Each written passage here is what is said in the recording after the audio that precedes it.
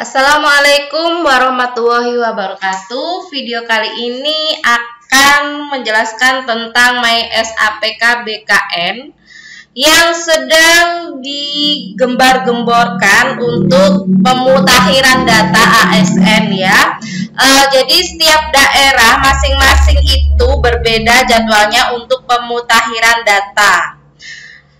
Tapi untuk saya ini pada periode 1. Mari kita masuk ke MySAPK BKN.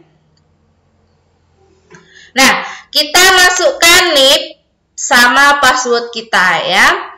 Bagaimana kalau sudah memasukkan NIP dan password kita sudah benar, tapi nanti ada muncul kotak di sini bermasalah begitu ya oleh BKN-nya. Nah, solusinya bagaimana? Yaitu kita klik lupa password ya. Walaupun kita sudah memasukkan password sudah benar, tapi harus melakukan reset password lagi. Ini diketikkan NIP sama emailnya yang sudah terdaftar di BKPSDM instansi masing-masing ya. Kemudian klik lanjutkan.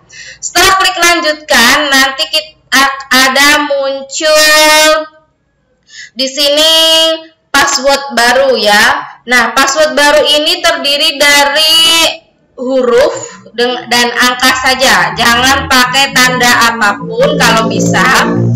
Nah, dan huruf ini harus ada huruf kapitalnya 1 ya. Kemudian nanti diisi di sini, nanti ada token yang masuk ke email kita masing-masing.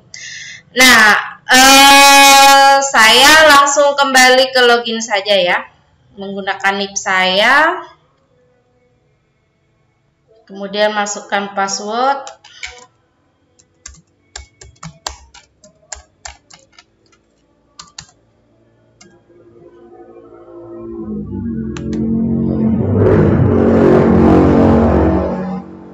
Nah, ini apabila terjadi begini, itu nanti harus ganti passwordnya.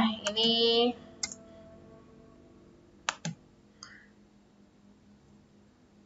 nah, kalau sudah begini itu sudah bagus ya untuk masuk data. Nah, ini saya periode pemutakhiran data mandiri ini periode 1 yaitu 15 Juli 2021 sampai 14 Agustus 2021, dan di sini sudah ada keterangan 18 hari lagi ya. Nah, ini saya sudah melengkapi data mandiri saya ini ya, sudah 1 sampai 12. Apakah setelah sudah diperbaiki datanya, ini bisa kita perbaiki lagi? Kalau sudah hijau begini tidak bisa ya. Untuk yang pertama edit profile itu ada yang namanya pilih foto, nanti ganti foto di sebelah sini ya. Kemudian ini file foto tidak boleh lebih dari 500 KB yang diupload. Nah, ini nama saya sama NIP saya. Kemudian setelah ada nama NIP satuan kerja, klik simpan ya. Nanti setiap kita perbaiki data harus klik simpan. Nah, ini kontak pribadi. Kontak pribadi ada apa saja di situ? Di sini ada alamat domisili, nomor telepon, nomor handphone, email dinas pribadi, kemudian ada email pribadi. Kalau email dinas pribadi itu email kantor kita bekerja ya. Kemudian klik simpan dulu, baru nanti lanjut lagi ke berikutnya. Karena kalau kita langsung isi dari atas sampai bawah, kalau kita klik simpan di atas sendiri, nanti tidak akan masuk data-data kita yang sudah kita perbaiki di bawahnya ya. Jadi harus disimpan satu-satu, diproses satu-satu. Kemudian data pendukung di sini kita harus isikan NIK, kemudian nomor KK, agama, lokasi kerja, nomor akta kelahiran, kemudian ada nomor NPWP, tanggal NPWP. Nah, ini tanggal NPWP ini bisa dilihat di sertifikat kita masing-masing. Kemudian ada nomor BPJS, ya. Kemudian ada nomor Karis Karsu, kemudian ada nomor Taspen dan tanggal Taspennya ini ya. Ada di situ tertera. Kemudian ada nomor tapera. Nah, ini nomor tapera ini kita dapatkan dengan mendaftar di BP Tapera yang sudah saya jelaskan pada video sebelumnya. Nah, kemudian ini ada kantor pembayaran gaji ya. Kemudian di sini kelas jabatan angka juga diisi, kemudian klik simpan. Nah, setelah selesai semua data kita lanjut ke pemutakhiran data mandiri. Nah, ini harus diklik dulu ya, pilih unit verifikasi, ini penting sekali, dipilih kemudian disimpan. Karena kalau tidak mengklik ini dahulu, itu nanti otomatis kalau kita merubah riwayat ubah profil itu tidak akan tersimpan. Jadi kita harus pilih unit verifikasi terlebih dahulu ya. Kemudian ada riwayat pangkat golongan ini ya. Nah, kalau di sini belum diperbaiki, di sini nanti ada titik 3 atau ditambah riwayat golongan dan pangkatnya ya di sini. Kemudian nanti kita upload SK kita. Kemudian untuk lanjut ya ke riwayat pendidikan. Nah, untuk riwayat pendidikan ini bisa ditambahkan riwayat pendidikan satu lagi, atau ini nanti di sini ada titik 3 itu tinggal diklik untuk perbaikannya. Kita masukkan upload ijazah, kemudian gelarnya sama transkrip nilainya ya untuk diupload. Kemudian kalau sudah selesai, kita pindah lagi ke riwayat jabatan. Di sini kalau guru ini seperti saya ya, di sini biasa ada klik 3 itu. Setelah diperbaiki datanya, kita masukkan SK fungsional kita ya. Di situ. Kemudian lanjut lagi, sudah hijau ya. Kemudian riwayat peninjauan masa kerja, di sini tidak ada data ya, karena di sini tidak ada peninjauan masa kerja. Langsung klik di bagian sini, tidak ada peninjauan masa kerja ya di pojok atas sini. Kemudian lanjut lagi setelah hijau, di sini ada riwayat CPNS dan PNS ya.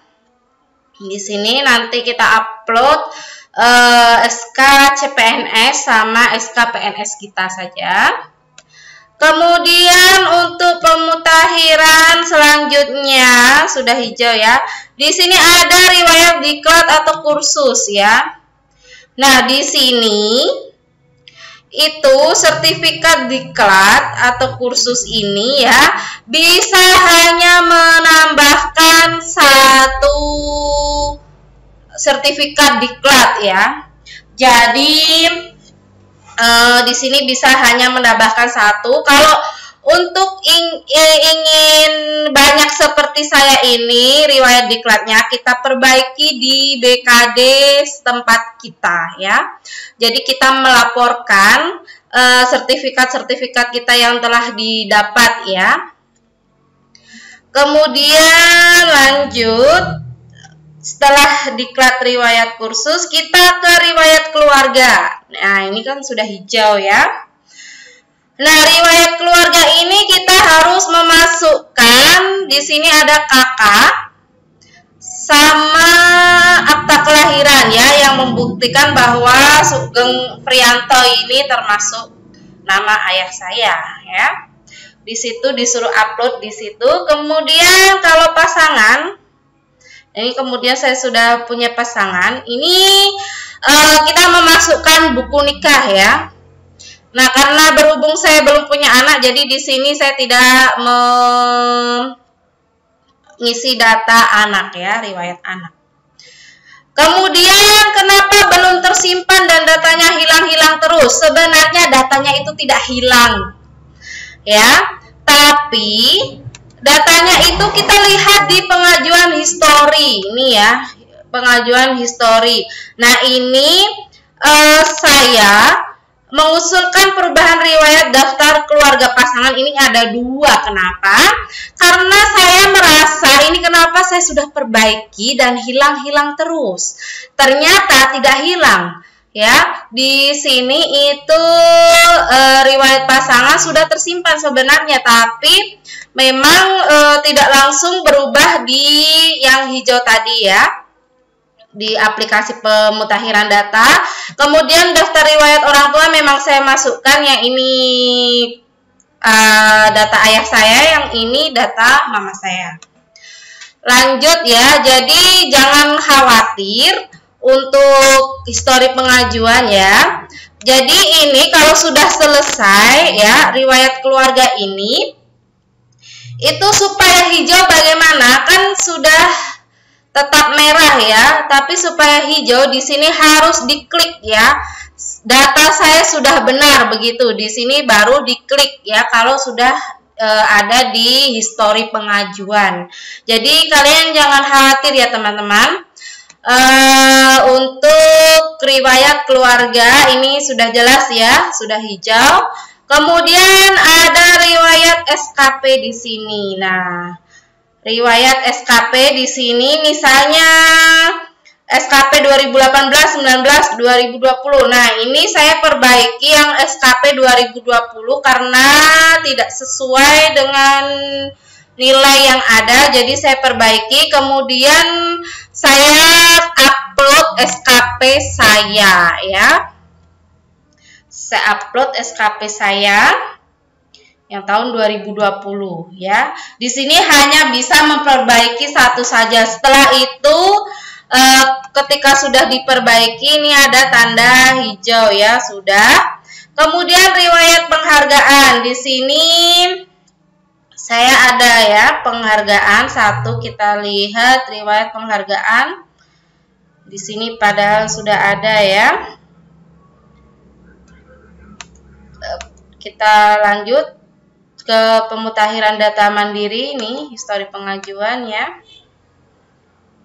Ini mengusulkan perubahan riwayat penghargaan sudah ada ya. Satu, tapi di situ masih kosong ya. Walaupun di sini sudah tercentang hijau. Ini tidak masalah. Kemudian ada riwayat organisasi, di sini tidak ada, tapi saya mengajukan satu riwayat organisasi saya, yaitu bergabung dengan IGI. Jadi di situ saya upload kartu anggota IGI ya, Ikatan Guru Indonesia. Kita bisa cek, walaupun di situ tidak ada, kita cek di histori pengajuan ini ada ya, mengusulkan perubahan riwayat organisasi ini sudah.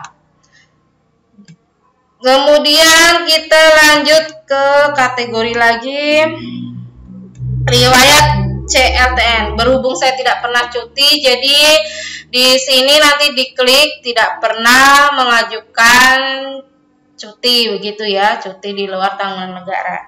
Baik, video kali ini semoga bermanfaat untuk pemutakhiran data ini ya. Supaya hijau bagaimana? Supaya hijau kalian klik saja di pojoknya, data saya sudah benar. Itu kalau kita sudah cek benar-benar di histori pengajuan itu sudah ada ya. Jadi kalian tidak usah khawatir apakah itu akan berubah atau tidak. Nanti ada yang memverifikasi data-data kita ya. Baik, penjelasan tentang pemutakhiran data mandiri ya untuk SAPK, terutama untuk ASN, mending kalian mengisi sendiri, jangan diisikan sama orang lain ya. Kalau minta bantuan dengan orang lain juga boleh, bisa dipantau ya. Ini progres saya sudah selesai. Baik, kalau sudah hijau-hijau begitu bagaimana? Apakah bisa dirubah? Nah, Kalau sudah hijau-hijau seperti ini semua, kalian akan memperbaiki data, itu sudah tidak bisa lagi ya. Sudah tidak bisa lagi diklik, ini tidak ada menunya lagi untuk memperbaiki data. Jadi kalian harus diisi benar-benar benar ya, benar-benar benar. Baik, semoga video ini bermanfaat. Wassalamualaikum warahmatullahi wabarakatuh.